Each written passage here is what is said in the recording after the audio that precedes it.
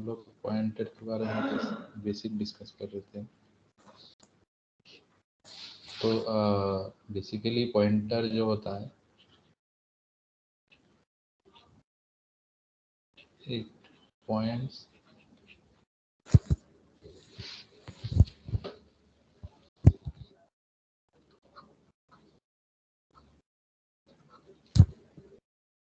पे memory location.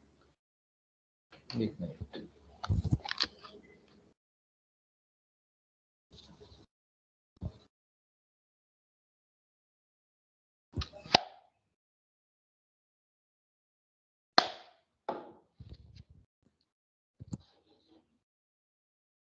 में कुछ इश्यू आ रहा है, एक मिनट।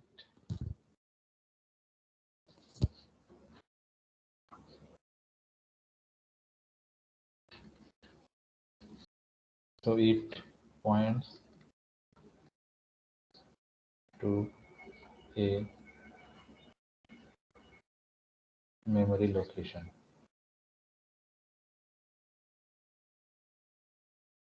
So हम लोग जब पॉइंटर टू एरे डिक्लेयर करते हैं, इसका मतलब एक एरे रहता है। मान लीजिए उसको कुछ हमने वैल्यू इनिशियलाइज किया है 5 2 3 1 7 8, ऐसे कुछ वैल्यू इनिशियलाइज किया है। वो मान लीजिए टू द पावर 0, ये A to the power A of 1, ये ए ऑफ 2, ये A of 3, A of 4, A of 5। तो हर एक मेमोरी लोकेशन कुछ ना कुछ इंडेक्स आइडेंटिफाई है। तो जैसे मैं पॉइंटर डिक्लेयर करता हूँ, मैं बोलता हूँ इंटीजर स्टार पॉइंटर, और मैं बाद में इस स्टार पॉइंटर को इनिशियलाइज करता हूँ मैं उस एरे से। तो that means that pointer points to the first location of the array. That means अगर मैं स्टार पी बोलता हूँ, it means it refers to the first position. उसके बाद मैं अगर स्टार पी प्लस प्लस करता हूँ, तो that means it refers to the next position to the array.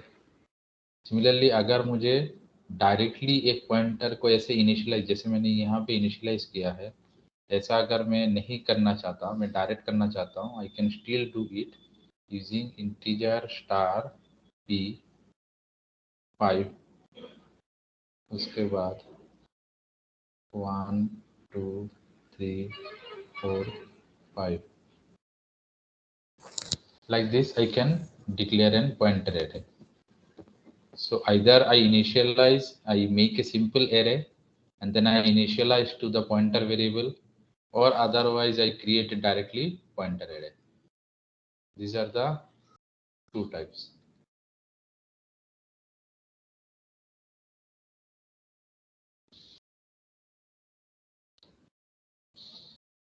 So उसके बाद अगर मुझे, जैसे मैं कोई पॉइंटर वेरिएबल को ये करना चाहता हूँ, मैं अगर उसको फॉर लूप में लगाता हूँ, मैं पेज में लिखता हूँ।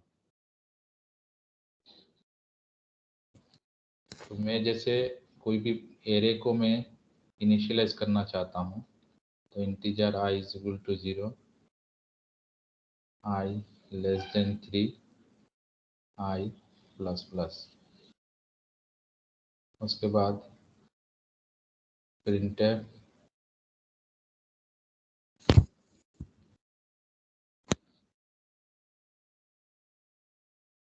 %d a of i। तो ऐसा करने से मेरा ए ऑफ एरे में जो भी डेटा है, मैंने जो भी इनिशियलाइज किया था, मान लीजिए मैंने 3 वैल्यू इनिशियलाइज किया था, 1 2 और 3, ये मैंने 3 डेटा इनिशियलाइज किया था, तो मेरा आउटपुट भी वही आएगा। आउटपुट भी 1 2 एंड 3, ये 3 डेटा मेरा आउटपुट में आ जाएगा।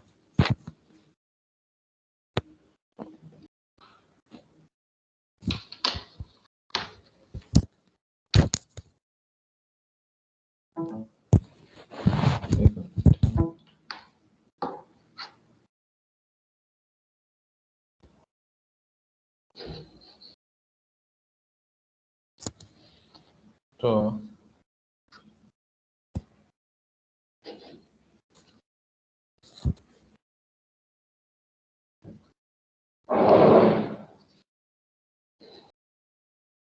जस्ट तो आउटपुट मेरा 3 डेटा मेरा प्रिंट हो जाएगा।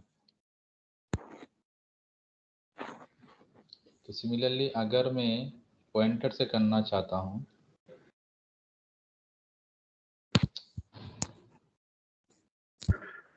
एक मिनट, मेरा आज पेन टैब नहीं काम कर रहा है।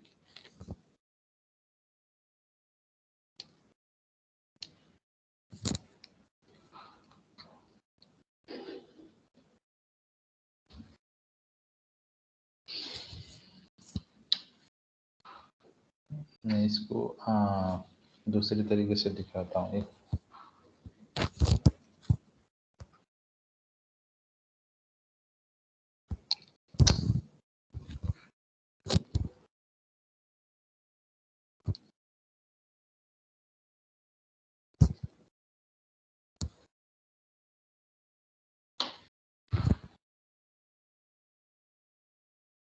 No device.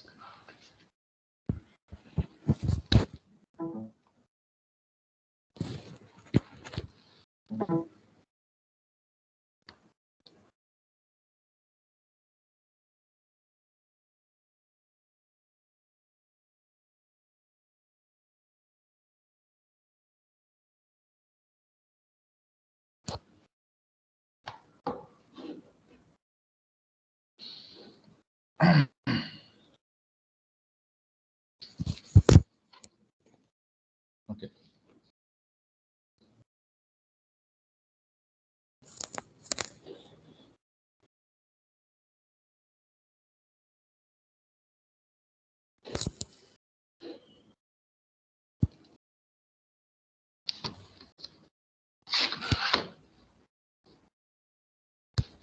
ओके। सो अगर मैं पॉइंटर को मैं अगर वही वेरिएबल में integer star p is equal to a करता हूँ, तो वही मेरा फॉर लूप में अगर मैं चलाना चाहता हूँ तो मैं नया फॉर लूप लगा के देखता हूँ। For integer I is equal to 0, I less than 3, I plus plus।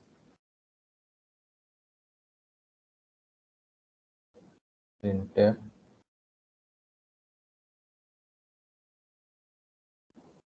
%d %p होगा pointer for pointer value, %p for pointer format specifier star p of i। तो ऐसा करने से 1 2 3 जो भी आउटपुट है वो मेरा प्रिंट हो जाना चाहिए। तो ये क्यों हुआ? क्योंकि मैंने एक पॉइंटर वेरिएबल असाइन किया था एरे वाला।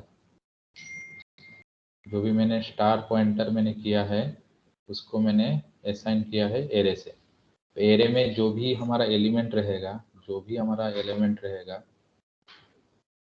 जैसे मान लीजिए यहाँ पे 1 है, 2 है, 3 है, 4 है, तो मैं जैसे ही स्टार p करूँगा और इसका मतलब ये फर्स्ट एलिमेंट को कर रहा है, उसके बाद मैं अगर स्टार p प्लस प्लस करूँगा इसका मतलब ये सेकंड एलिमेंट को कर रहा है, उसके बाद मैं स्टार p प्लस प्लस और एक करूँगा उसके बाद, इसका मतलब ये थर्ड पॉइंट को कर रहा है, उसके बाद फिर से मैं स्टार p प्लस प्लस करूँगा, इसका मतलब मेरा वो फोर्थ एलिमेंट को मेरा पॉइंट कर रहा है। तो in this way we can do we can print a pointer to array. ये समझ में आया सबको?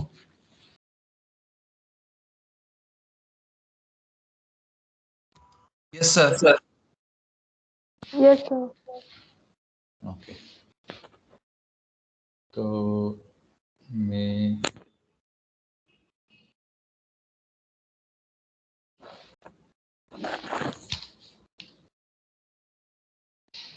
उसके बाद आते हैं इसके बाद आते हैं हम लोग फंक्शन। फंक्शन मतलब क्या है? फंक्शन मतलब जैसे मैंने बोला कि कोई भी सी प्रोग्राम वॉइड मेन से चालू होता है, उसके अंदर सी प्रोग्राम के सारे कमांड हम लिखते हैं। तो ऐसा भी हो सकता है कि मेरे मान लीजिए बहुत बड़ा प्रोग्राम है और मान लीजिए मैंने सेल्स के लिए एक प्रोग्राम लिखा है, उसमें सेल्स में अकाउंटिंग हो सकता है, कस्टमर हो सकता है, फिनांस हो सकता है। तो ये जो तीनों चीज़ें हैं, मान लो मैंने सेल्स डॉट सी प्रोग्राम में मुझे अकाउंटिंग भी यूज करना है, कस्टमर का भी डिटेल सेट करना है, फिनांस का भी डिटेल सेट करना है। तो इसका दो तरीका है, एक में सेल्स डॉट सी प्रोग्राम के अंदर ये तीनों का लाइन बाय लाइन में लिख लूँ और मैं तीनों का जितने भी अकाउंटिंग्स के लिए जितने भी कमांड सी प्रोग्राम कमांड लिखना है वो सारे लिखूँ। उसके बाद कस्टमर के लिए जो भी सी प्रोग्राम का कमांड है वो मैं लिखूँ। उसके बाद फिनांस के लिए जो भी सी प्रोग्राम का कमांड है वो मैं लिखूँ। ये एक तरीका है। या फिर इनका अलग से मैं एक सी प्रोग्राम बना दूं। मान लीजिए उसके लिए मैंने अकाउंटेंट डॉट सी नाम का एक प्रोग्राम बनाया, उस फाइल के अंदर मैंने अलग फाइल बनाया, इसको मैंने शिफ्ट कर दिया। मैंने मान लीजिए यहाँ पे मैंने अकाउंटिंग डॉट सी नाम का एक प्रोग्राम बनाया और कस्टमर का सारे कोड मैंने सेल्स डॉट सी से बाहर लाके और एक बनाया सेल्स डॉट सी, उसके अंदर मैंने सेल्स का सारे कोड लिखा और फिनांस का भी जो सी प्रोग्राम है उसको भी मैंने बाहर लाया और मैं वो सी प्रोग्राम अलग से लिखा, उसमें सेल्स का सी कमांड है। और ये जो सेल्स डॉट सॉरी फिनांस, ये फिनांस होगा। तो और ये जो सेल्स डॉट सी प्रोग्राम के अंदर मैंने पहले जो सारे कमांड लिखा था जिनको मैंने बाहर लाया, वहां से ये कॉल होगा। जैसे मान लो ये फर्स्ट स्टेटमेंट है, ये सेकंड स्टेटमेंट है, ये थर्ड स्टेटमेंट है। तो मैं क्या करूंगा, सेल्स डॉट अंदर में मैं एक मेरा सी प्रोग्राम है जिसमें मैं सेल्स डॉट सी प्रोग्राम लिखूंगा। इसमें मान लीजिए मेरा मेन है और इसके अंदर कमांड है, तो मैं यहाँ से एक कमांड लिखूंगा जो ये सी प्रोग्राम को एग्जीक्यूट करेगा। उसका दूसरा कमांड लिखूंगा जो ये सी प्रोग्राम को एग्जीक्यूट करेगा। उसका तीसरा प्रोग्राम लिखूंगा जो ये सी प्रोग्राम को एग्जीक्यूट करेगा। तो ये जो मैंने ब्लॉक बनाया, मतलब एक सेल्स डॉट सी का एक ब्लॉक, उसके बाद अकाउंटेंट का एक ब्लॉक, सेल्स कस्टमर का एक ब्लॉक और फिनांस का एक ब्लॉक, ये सारे मैंने अलग अलग ब्लॉक्स बनाए।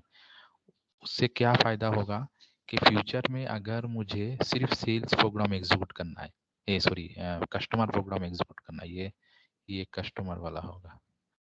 मुझे अगर फ्यूचर में सिर्फ कस्टमर का प्रोग्राम एग्जीक्यूट करना है तो मुझे सेल्स को एग्जीक्यूट नहीं करना पड़ेगा। मतलब अगर मैं सेल्स को एग्जीक्यूट नहीं करना, डायरेक्ट मैं कस्टमर में जाऊंगा और उसको मैं, मतलब मान लीजिए मेरे पास फ्यूचर में एक और प्रोग्राम आया डिपार्टमेंट डॉट सी। अभी मुझे डिपार्टमेंट के अंदर मुझे अकाउंटेंट्स नहीं चाहिए, मुझे बस कस्टमर चाहिए और फिनांस चाहिए और कस्टमर चाहिए। तो मैं क्या करूंगा, इसके मेंस प्रोग्राम के अंदर मैं एक कमांड लिखूंगा, उसमें सिर्फ सेल्स को एग्जीक्यूट करूंगा और दूसरे प्रोग्राम को मैं फिनांस को एग्जीक्यूट करूंगा, मैं अकाउंटेंट्स को छोड़ दूंगा।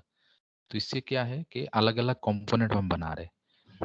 पहले क्या था, अगर मुझे और मैं अगर कंपोनेंट नहीं बनाता तो मैं क्या था, मुझे डिपार्टमेंट से सेल्स को एग्जीक्यूट करना पड़ता और सेल्स के अंदर अकाउंटेंट्स भी एग्जीक्यूट होता, कस्टमर भी एग्जीक्यूट होता, फिनांस भी एग्जीक्यूट। लेकिन अलग अलग बनाने से क्या है, मैं सिर्फ कस्टमर को एग्जीक्यूट कर सकता हूँ और फिनांस को एग्जीक्यूट कर सकता हूँ, बाकी का मुझे जरूरत नहीं है। तो इस चीज को मॉड्यूलर प्रोग्रामिंग बोलते हैं। ये समझ में आया क्या, या दोबारा समझाऊं? Yes sir. सर कस्टमर को एग्जीक्यूट करेंगे तो सर उसका नेम क्या लिखेंगे, मतलब उसकी लोकेशन क्या अपन रखेंगे तो वो एग्जीक्यूट हो जाएगा कस्टमर का? नहीं, तुम्हारा क्वेश्चन नहीं समझा मैं, क्या बोल रहे हो? जैसे आपने बोला प्रोग्राम के अंदर इसको हम डायरेक्ट एग्जीक्यूट कर सकते हैं बिना सेल डॉट सी के अंदर जाके अपन। तो अगर इसको एग्जीक्यूट करेंगे कस्टमर को तो अपन डायरेक्ट क्या नेम से या कौन सी लोकेशन देंगे तो वो डायरेक्ट उसको एग्जीक्यूट कर लेगा। लोकेशन हमें कौन सा लोकेशन देंगे तो डायरेक्ट एग्जीक्यूट करेंगे, ऐसा नहीं है। मैं आ, जैसे मान लो मैं एक मेन प्रोग्राम लिखता हूँ, उसके अंदर मैं कुछ कमांड्स लिखता हूँ जो एग्जीक्यूट होता है, अभी तक जो हमने कमांड्स देखा है। तो अभी हम क्या करेंगे, हम एक कमांड लिखेंगे जो कि एग्जीक्यूट होगा कस्टमर को। कस्टमर अलग से एक प्रोग्राम रहेगा, उसके अंदर भी मेंस रहेंगे। और एक प्रोग्राम लिखेंगे जो फिनांस, जिसके अंदर मेन रहेगा, मतलब ये सारे सी प्रोग्राम है, तो उसको एग्जीक्यूट होगा। तो इसको एग्जीक्यूट करने के लिए हमें उस जो फंक्शन मैंने जो सी प्रोग्राम के अंदर जो मैंने फंक्शन बनाया, तो उस सी फंक्शन को मुझे कॉल करना पड़ेगा। तो उस फंक्शन को कॉल करना या फिर अलग अलग ब्लॉक बनाना, मॉड्यूल बनाना, तो इस चीज को मॉड्यूलर प्रोग्रामिंग बोलते हैं। मतलब जो भी मेन फंक्शनलिटी है, इसको कुछ कुछ पार्ट्स में डिवाइड कर दो और इनको अलग अलग सेक्शन बना दो। मतलब सारे कमांड्स तुम मेन के अंदर मत रखो, मेन के बाहर भी अलग अलग कमांड्स को तुम अलग अलग जगह में प्लेस करो, उनके फंक्शनलिटी या वो उनके टाइप्स के हिसाब से। मतलब सारे फंक्शंस, अगर सारे commands irrespective of any types, तुम अगर सारे चीजें मेन में रखोगे, तो अगर कभी तुम्हें कुछ कमांड, स्पेसिफिकली कुछ कमांड्स तुम्हें फ्यूचर में एग्जीक्यूट करना है, तो तुम्हें मेन भी एग्जीक्यूट करना पड़ेगा। लेकिन अगर तुमने कुछ कमांड्स मेन के बाहर रख दिया, अलग से एक फंक्शन बना के, अलग से कुछ मॉड्यूल ब्लॉक बना के, तो फ्यूचर में अगर सिर्फ तुम्हें वो मॉड्यूल ब्लॉक एग्जीक्यूट करना है, तो तुम्हें जरूरी नहीं कि सिर्फ मेन ही एग्जीक्यूट करना पड़ेगा। वो ब्लॉक ही एग्जीक्यूट करोगे, डायरेक्टली वो ब्लॉक को एग्जीक्यूट करोगे तो भी चलेगा। ये समझ में आ रहा है क्या? Yes sir.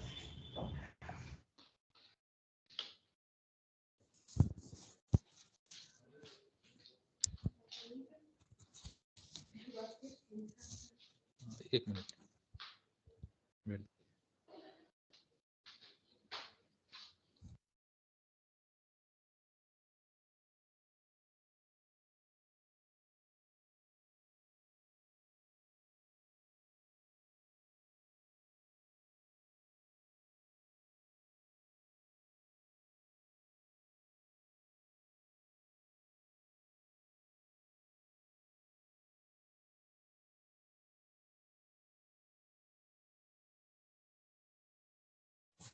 ओके, तो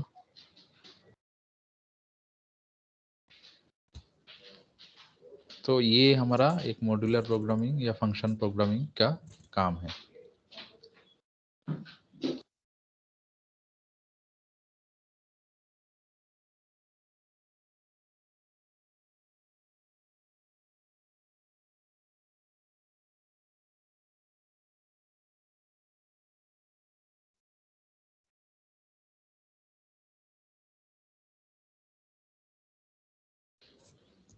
ओके, तो ये हो गया मॉड्यूलर प्रोग्रामिंग या फंक्शन प्रोग्रामिंग। मैं एक शॉर्ट एग्जांपल से आपको बताने का कोशिश करता हूँ, देखता हूँ कि होता है कि नहीं।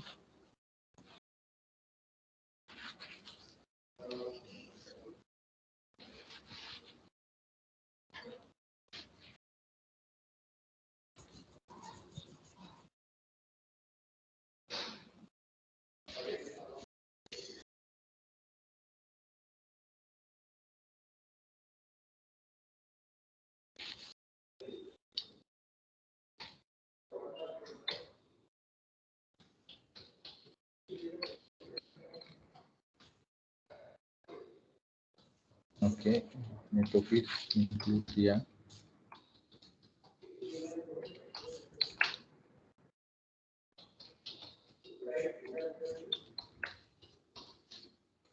वर्ड मेन, और उसके बाद मैंने क्या किया, इंटीजर ए बी, ये दो नंबर लिया और यूजर से एंटर करने के लिए मैं यूजर को प्रिंट कर रहा हूँ। Enter the values of A and B. Scanner %d a b।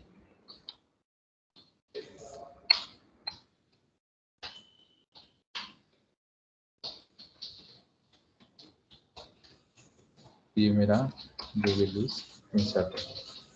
अभी मुझे ये दोनों वैल्यूज को तीसरा वैल्यूज दे रहा हूँ।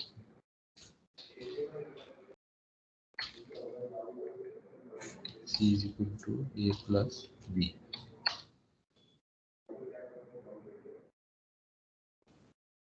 तो मैं printf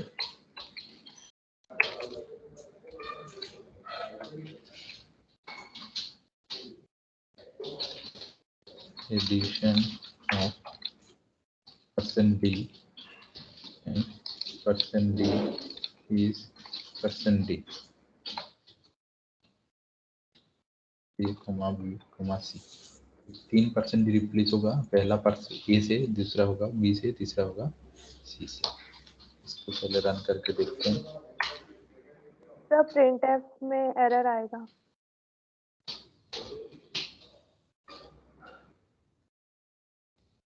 mistake. Okay,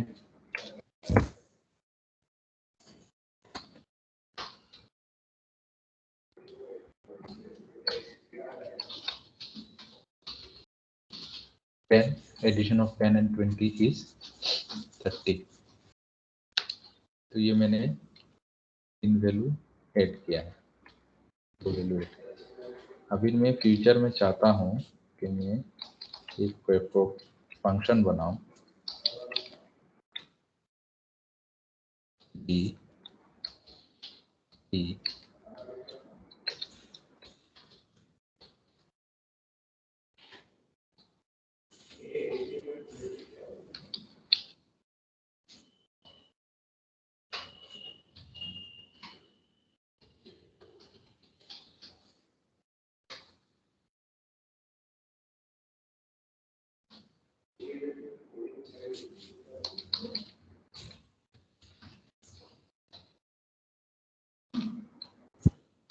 equal to D plus E.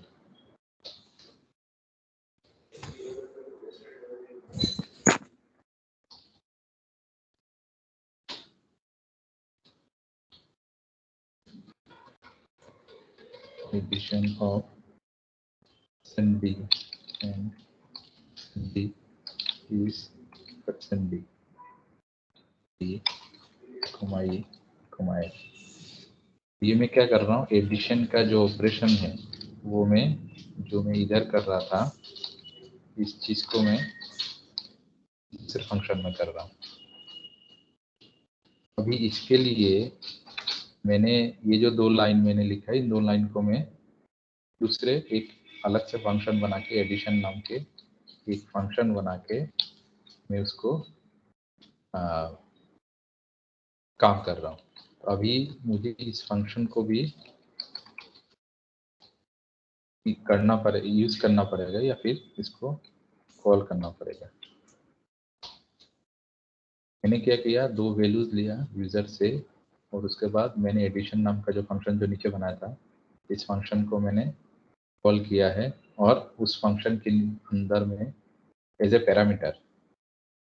Parameter मैंने ये दो वैल्यू पास किया है, ए और बी, जो मैंने यूजर से लिया था। वही पैरामीटर्स यहाँ पे डी और ई में रिप्लेस होगा, मतलब ए का वैल्यू डी में रिप्लेस होगा और बी का वैल्यू ई में रिप्लेस होगा। उसके बाद मैंने एक नया वेरिएबल बनाया इंटीजर एफ, और एफ में मैंने डी और ई को मैंने ऐड किया है और उसके बाद मैं यहाँ पे प्रिंट कर रहा हूँ। अभी इसमें एक चीज़ है कि मैं जब सी में एक फंक्शन बनाता हूँ तो उसको डिक्लेयर भी करना पड़ता है। सी को डिक्लेयर करने के लिए हम वॉइड मेन के ऊपर या वॉइड मेन के नीचे को डिक्लेयर करना पड़ता है।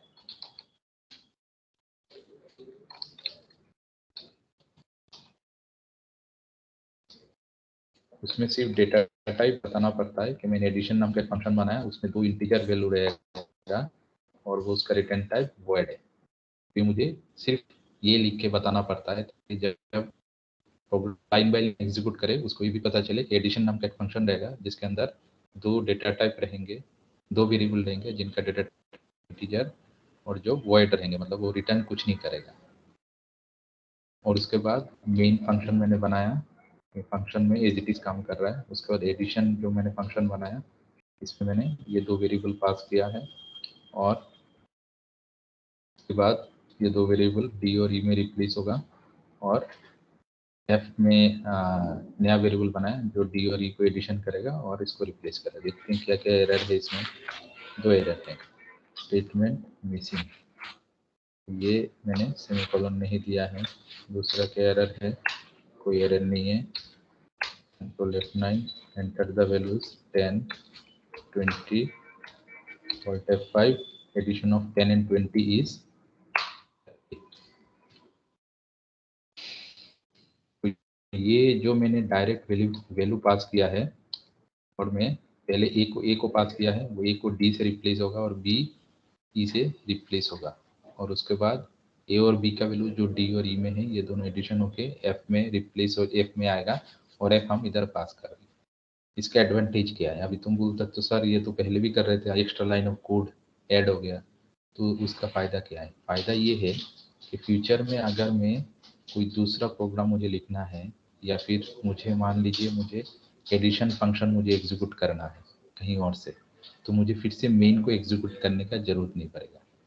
मैं दूसरा एक सी प्रोग्राम लिख सकता हूँ, या फिर दूसरा फंक्शन यूज़ कर सकता हूँ, जिसमें मैं बार बार मेन फंक्शन को एग्जीक्यूट करना है। अगर मुझे एडिशन करना होता, तो अगर मैं ये फंक्शन नहीं लिखता तो मुझे बार बार मेन को एग्जीक्यूट करना पड़ता है, या मेन को मेन से ही रेफर करना पड़ता है, और मुझे क्योंकि ये जो एडिशन का प्रोग्राम है वो मेन के अंदर लिखा है, तो मुझे बार बार मेन को जरूरत पड़ेगा एग्जीक्यूट करना। फ्यूचर में अगर मेरा दूसरा कोई प्रोग्राम है जिसके अंदर मेन फंक्शन ऑलरेडी है, उस मेन फंक्शन से मैं एडिशन को फिर से कॉल कर सकता हूँ। मुझे ये मेन फंक्शन के ऊपर के जो वैल्यूज है वो मुझे जरूरत नहीं है।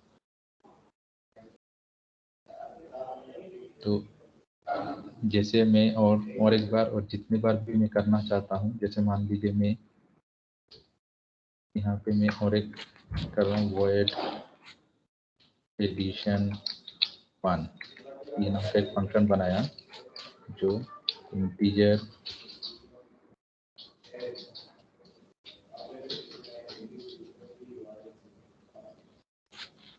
सी इंटीजर डी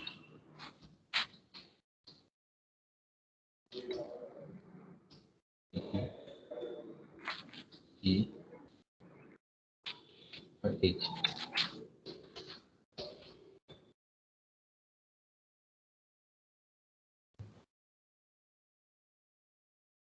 इंटर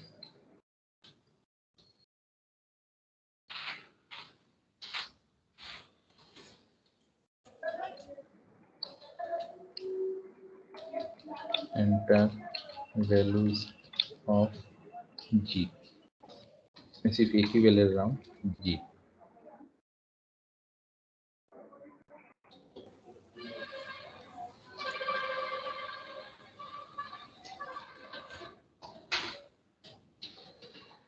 है ना?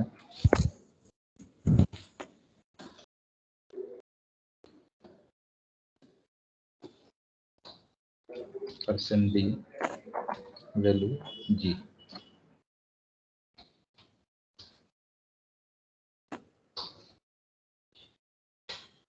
जी is equal to G plus 10।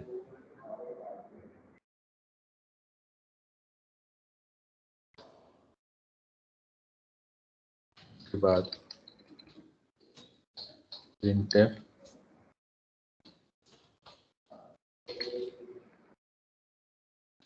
जी, यहाँ पे और एक वैल्यू मैं बता रहा हूँ, integer h is equal to G plus 10, और मैं कॉल कर रहा हूँ h कॉमा जी।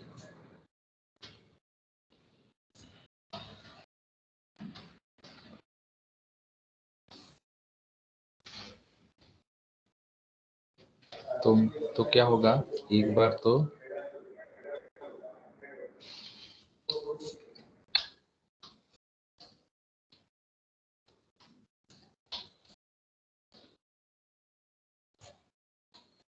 मेरा क्या होगा, ये एडिशन 1 कहाँ से कॉल हो रहा है?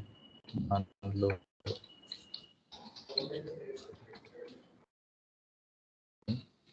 ए का वैल्यू ही पास कर।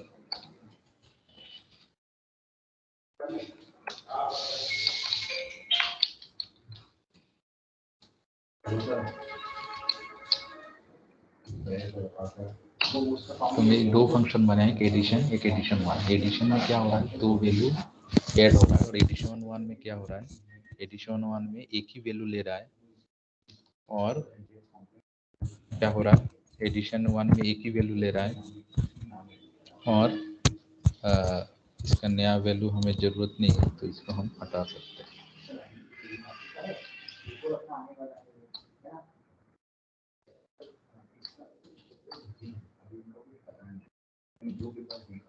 एडिशन वन में क्या हो रहा है, ए का वैल्यू के साथ 10 ऐड होके नया एक वैल्यू एच नाम से इनिशियलाइज हो रहा है। एच को भी इनिशियलाइज करने की जरूरत है,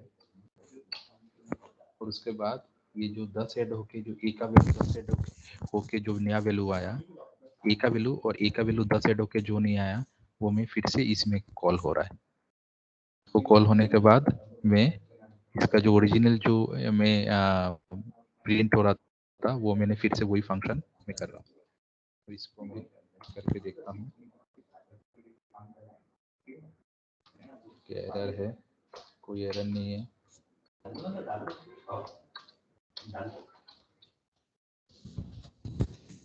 इसमें क्या हुआ, पहला जो है, पहला 10 और 20 का वैल्यू ऐड होके 30 आया। उसके बाद एडिशन वन कॉल हुआ, एडिशन वन में ए का वैल्यू था 10, और जी का एडिशन ए का वैल्यू, बी का वैल्यू जो 10 प्लस होके 20 हुआ था, और बी का वैल्यू 20 प्लस 10, वो दो नंबर ऐड होके फिर से वही 30 आया। मैं इसमें ऐसा भी कर सकता हूँ,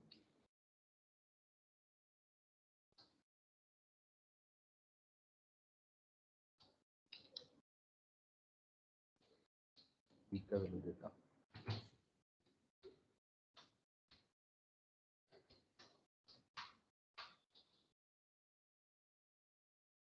पहला 10 प्लस 20 30, उसका 20 के साथ 10 ऐड होके 30 हुआ, और बी का वैल्यू ऐड हुआ 30 प्लस 20 50। तो पहला लाइन जो है एडिशन ऑफ 10 20 इक्वल 30, वो एडिशन का है, और दूसरा लाइन जो है वो एडिशन वन नाम का फंक्शन का है। तो इससे क्या हुआ, मैं ये वाला जो मैंने अलग से लिखा, और मुझे मान लो किसी कारण से मुझे सिर्फ दो नंबर ही ऐड करना है, तो मुझे ये लाइंस जो है वो मुझे फिर से एग्जीक्यूट करना है। तो मुझे फिर से प्रिंटफ में जाके फिर से लाइन एग्जीक्यूट करने की जरूरत नहीं, उसके लिए मैंने अलग फंक्शन बनाया, और मैं यहाँ पे कॉल कर दिया, मैं यहाँ पे एडिशन नाम का एक फंक्शन कॉल कर दिया। तो जब चाहूँ मैं एडिशन फंक्शन को कॉल कर सकता हूँ, दो वेरिएबल उसके अंदर डालना पड़ेगा। यहाँ पे जैसे मैंने दो वेरिएबल डाला, तो ये जो एडिशन फंक्शन है, मैंने जब चाहे जहाँ से मैं कॉल कर सकता हूँ, अगर मेरे पास दो वेरिएबल है इंटीजर टाइप का। मुझे इसके लिए प्रिंटफ CR STR ये सब लाइन फिर से एग्जीक्यूट करने का जरूरत नहीं, क्योंकि मैंने इसके लिए अलग से एक फंक्शन बना दिया। तो ये है मॉड्यूलर प्रोग्रामिंग। समझ में आ रहा है क्या सबको?